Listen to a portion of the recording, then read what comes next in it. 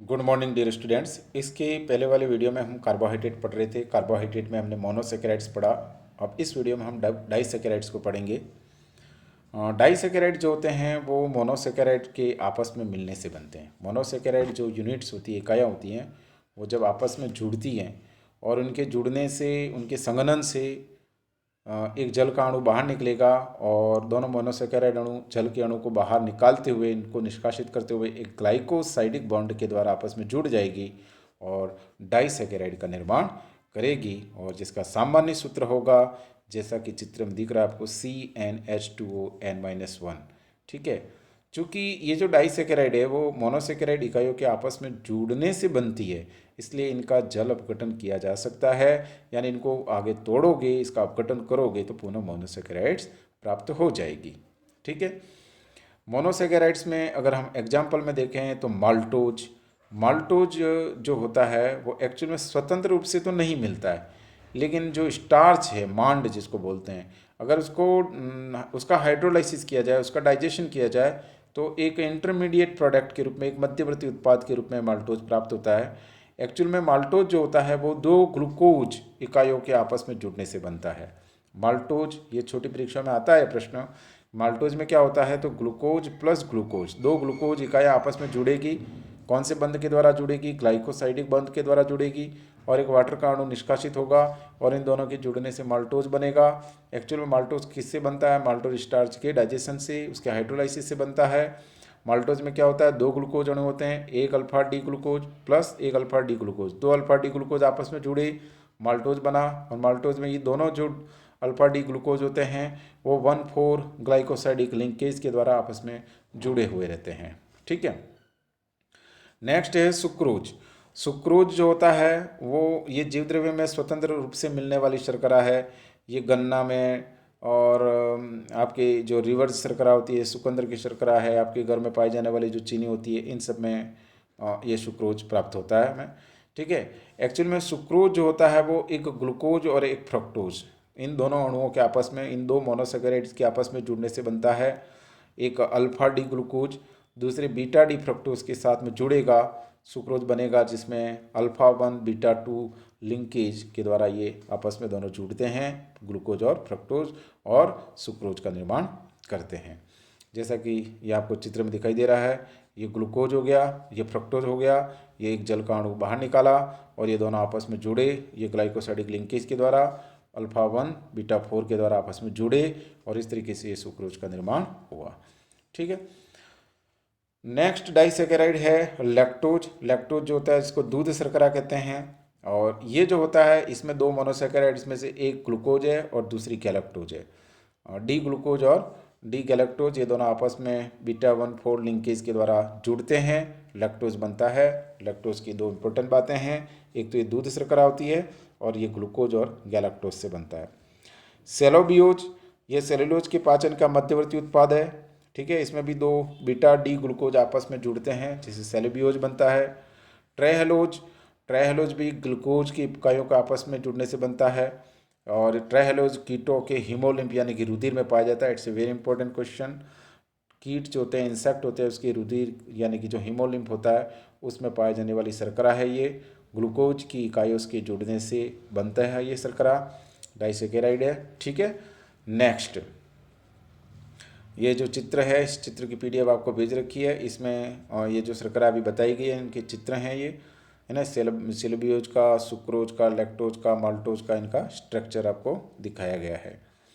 Now the oligosaccharide, जब कुछ carbohydrate मतलब जिसमें 2 से ज़्यादा यानी कि और 10 से कम, अभी जो हमने पढ़े थे माल्टोज, लैक्टोज, हाँ लैक्टोज है, सेलबियोज है, सुक्रोज है, इन सब में हमने देखा कि दो मोनोसेकेराइड आपस में जुड़ रही है। यहाँ जैसे ग्लूकोज प्लस ग्लूकोज, दो मोनोसेकेराइड जुड़ी तो माल्टोज बना, ग्लूकोज और फ्रक्टोज जुड़े सुक्रोज बना, ग्लूकोज और गैलेक्टोज जुड़े तो लैक्टोज बना।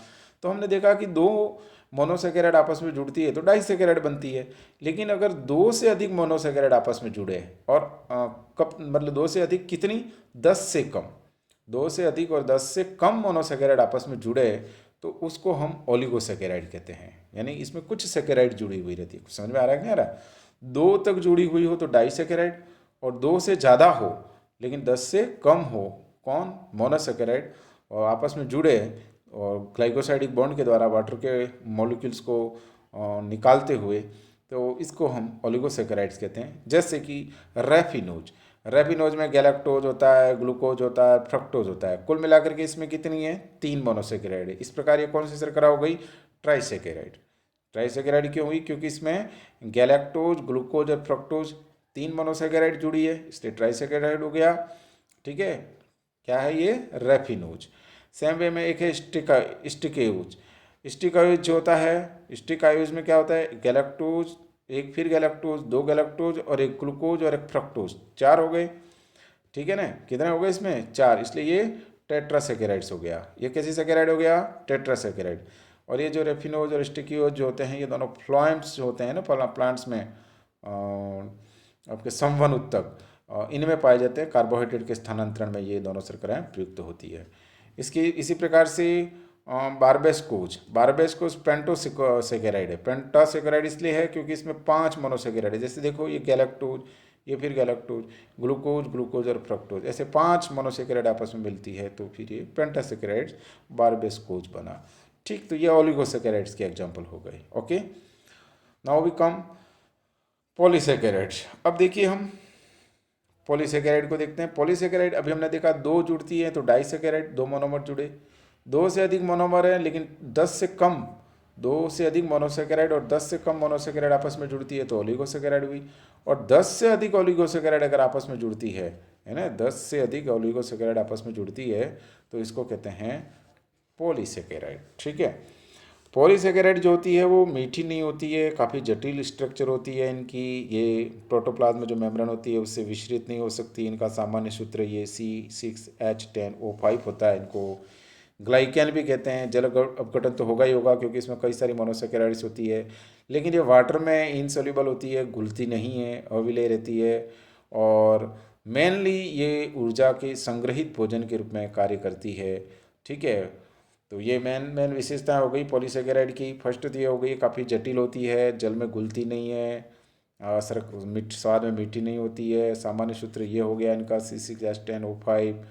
जीव द्रव्य कला से भी बहुत कम विचलित हो पाती है। इसमें 10 से अधिक मोनोसेकेराइड्स होते हैं। ठीक है, और मेनली ये वो संग्रहित भोजन के रूप में प्रयुक्त होती है। इनको ग्लाइकन भी कहते हैं। और जल अपघटन तो होगा ही क्योंकि इसमें कई सारी मोनोसेकेराइड्स होती है। अभी जो पॉलीसेकेराइड्स होती है उसकी फिर 2 प्रकार है। एक तो होमोपॉलीसेकेराइड और दूसरी होती है हेट्रोपॉलीसेकेराइड।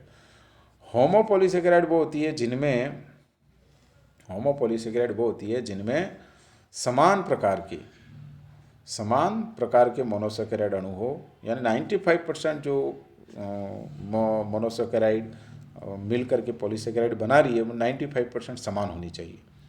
जिन मोनोसेकेराइड से ये पॉलीसेकेराइड बन रहा है, अगर उनके 95% मोनोसेकेराइड समान प्रकार के हैं तो उसको होमोपॉलीसेकेराइड कहते हैं, जिसको होमोग्लाइकॉन भी बोलते हैं। जैसे स्टार्च, ये एक होमोपॉलीसेकेराइड है।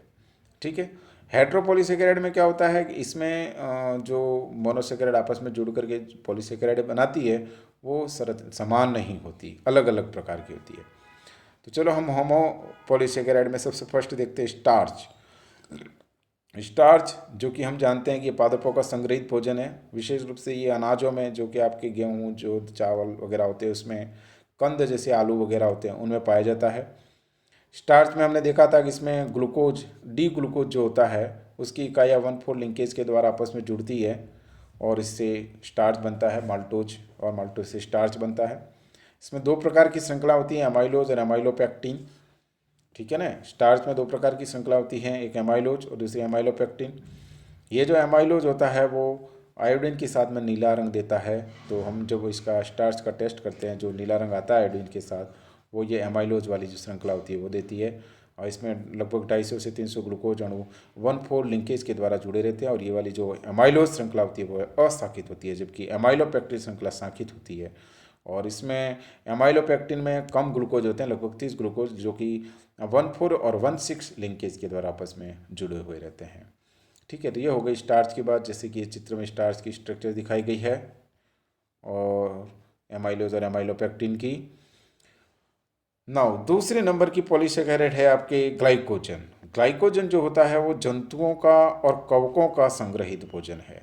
जंतुओं में यानी कि एनिमल्स जैसे हम मानव में, और कवक यानी कि फंजाई में जो संचित भोजन होता है वो ग्लाइकोजन होता है।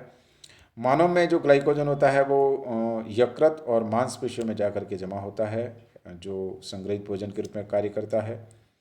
इसमें अमाइलोपेक्टिन की तरह ही डी ग्लूकोज इकाइयाँ 1,4 लिंकेज के द्वारा आपस में जुड़ी रहती है, और कुछ शाखाएं निकली रहती है 1,4,6 लिंकेज की, और ये आयोडीन के साथ लाल रंग देता है। अगर जैसे हमने स्टार्च को पढ़ा था वो आयोडीन के साथ में नीला रंग देता है, तो ये आयोडीन के साथ में लाल रंग देता है। ठीक है, और ये मानव का या जंतुओं का संग्रहित भोजन है। ये ग्लाइकोजन की संरचना है, काफ़ी आप देख पा रहे हो थोड़ी जटिल स्ट्रक्चर है क्योंकि पॉलीसेकेराइड है। Now the next cellulose. Cellulose है, हम जानते हैं कि पृथ्वी पर पाए जाने वाली जितने भी प्रकार की शर्कराएं हैं उनमें, या जितने भी प्रकार के कार्बनिक यौगिक हैं, इनमें सर्वाधिक मात्रा में पाए जाने वाला कार्बनिक यौगिक है ये। क्योंकि हम सब जानते हैं कि सेलुलोज जो होता है वो पादप कोशिका भित्ति बनाता है, और पादप दुनिया में कितने हैं, बहुत ज़्यादा पादप है। तो इन सभी पादपों में कोशिकाएं होगी और कोशिका में कोशिका भित्ति होगी। तो कोशिका भित्ति अगर जहाँ भी है प्लांट की, तो प्लांट की सेल वॉल इससे बनी होती है, इसलिए ये संसार में पाया जाने वाला सबसे ज़्यादा मात्रा में पाया जाने वाला कार्बनिक यौगिक है। सेलुलोज जो होता है वो बीटा डी ग्लूकोज की इकाइयों से बनता है और अशाखित होता है, और इसमें भी 1,4 लिंकेज पाया जाता है।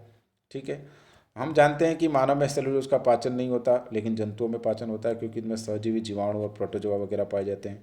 इसके अलावा सेलुलोज जो होता है इसके रेयन जैसे रेशे बनाने में भी ये काम आता है।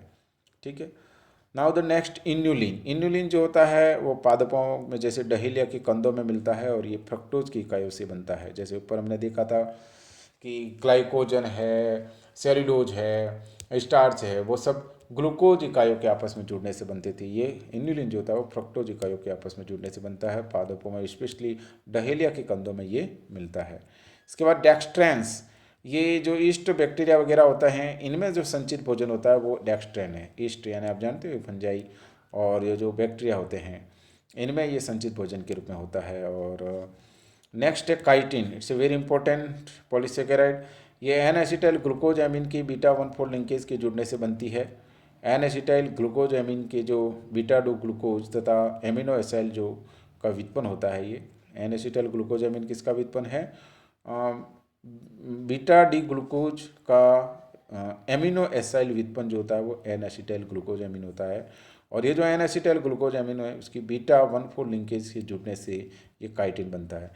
काइटिन जो होता है वो फंगल सेलुलोज है। एक्चुअल में जो फंजाई होती है उनकी जो सेल वॉल होती है वो काइटिन की बनी होती है, इसलिए इसको फंगल सेलुलोज बोलते हैं। पादप में जो कवक होते हैं, कवकों में की जो कोशिका भित्ति होती है वो काइटिन की होती है, जबकि पादपों की जो कोशिका भित्ति होती है वो सेलुलोज की होती है। और अगर हम देखें बैक्टीरिया में भी सेल वॉल पाया जाता है, तो उसकी जो सेल वॉल होती है, कोशिका भित्ति होती है, वो प्रोटीन की बनी होती है, मीरामी कम्प्लेंट पेप्टाइडोग्लाइकेन की, मीरामी कम्प्लेंट पेप्टाइडोग्लाइकेन की। तो देख हमने जीवों में जो ऑर्गेनिज्म होते हैं इसमें 3 में ही कोशिका भित्ति होती है। एक तो प्लांट में जो कि सेलुलोज की बनी होती है, और फंजाई में काइटिन की बनी होती है, और बैक्टीरिया में मीरामिक एसिड एंड पेप्टाइडोग्लाइकेन की बनी होती है, और एनिमल में कोशिका भित्ति नहीं पाई जाती है। एंड फाइनली हम काइटिन की पढ़ रहे थे। काइटिन जो होता है वो किससे बनता है, एन एसिटाइल ग्लूकोजामिन के बीटा 1,4 लिंकेज से बनता है, और कवकों की कोशिका भित्ति बनाता है।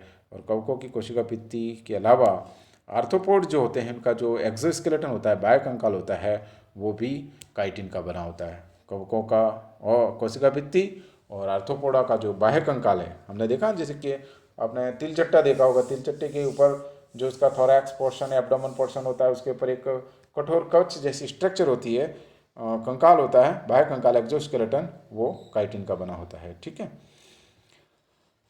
इसके बाद में हेट्रोपॉलीसेकेराइड को हम नेक्स्ट वीडियो में देखते हैं।